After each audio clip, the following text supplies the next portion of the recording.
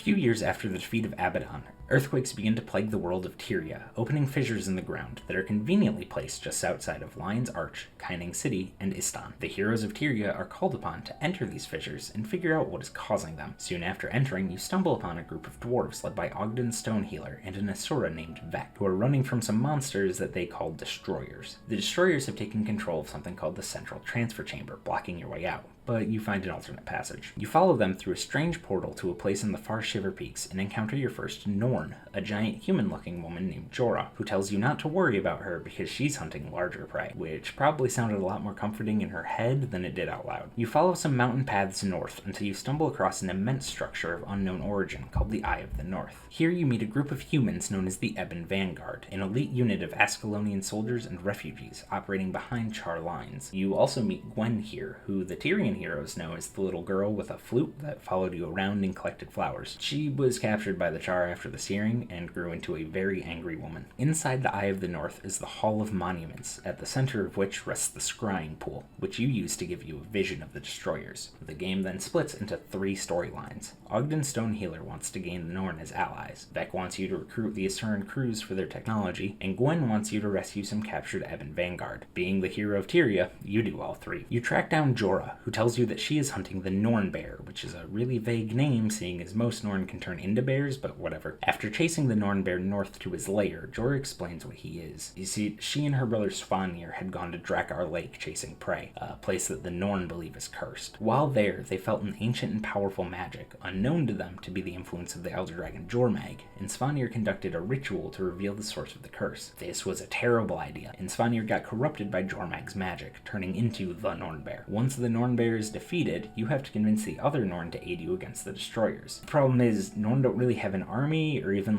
working together. They have individual heroes that some Norn revere and will aid if asked to. You decide to seek out the Norn hero Olaf Olafsson and ask for his help, which amounts to showing him how much fun it is to kill Destroyers, and convincing him to tell all the other Norn how much fun hunting Destroyers is too. That's how you raise a Norn army. You follow the path of the missing Ebon Vanguard troops to the east, into the Char Blood Legion homelands. You find signs of a battle, but only a handful of dead bodies, and conclude that the rest of the Vanguard must have been taken as prisoners. You mount an assault on a Char encampment, but find none of the Vanguard. You do, however, find a Char prisoner named Pyre Fierceshot. Pyre tells you that his warband disagreed with the Flame Legion's worship of the Titans, and now the Destroyers, and was marked for death and taken as prisoners, same as the Vanguard. You make a deal with Pyre. You'll help him free his warband, and in return, he'll help you find the missing Vanguard. After freeing Pyre's warband from the Cathedral of Flames, he interrogates a captured shaman who tells you that the Ebon Vanguard troops were taken south, into the Saknoth Valley. You break the stronghold in the valley, defeating the Flame Legion Hierophant and the Destroyers inside. You then free all of the prisoners in the stronghold, human and Char alike. Gwen reunites with the Ebon Vanguard, while Pyre gives a speech to his fellow Char, telling them that the time has come to overthrow the Flame Legion and spread the word that there are no gods for the Char. You approach an Asuran council just after they have decided to pool their capabilities together and create a super weapon to defeat the Destroyers and reclaim their subterranean homes. There are 2 Asura not present for this council that are necessary for the completion of the weapon: Ula, a Galamancer, and Gad, a scientist who researches magical energies and is also Vek's father. With the help of an Asura named Blim, you find the entrance to Ula's lair, which she filled with deadly traps to keep out pesky intruders like yourself. She's initially dismissive of your request, saying that she made her lab to get away from people and not to work with them, but after you imply that she probably couldn't do it anyways, she signs on. Next, you have to find Gad. This time, you have the help of a Shining Blade member named Livia, who instantly became a fan favorite for her,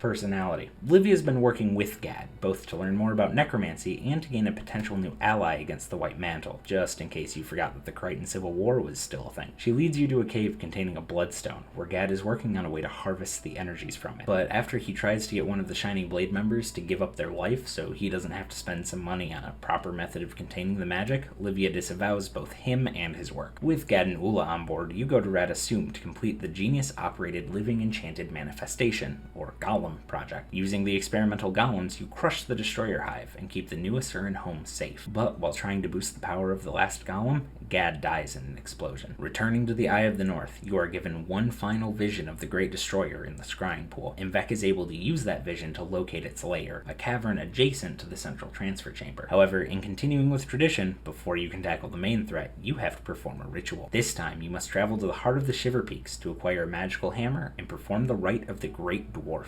turning the dwarven army into immortal stone warriors. With the combined might of the stone dwarves, the Ebon Vanguard, the Asuran Golems, and like 5 Norn, you fight the destroyers back to the central transfer chamber and defeat the Great Destroyer. With the Great Destroyer dead, the mind behind the destroyer army is broken, and the stone dwarves drive them deep into the earth, saving Tyria from the destroyers for about 40 years until Primordus wakes up and makes a bunch more.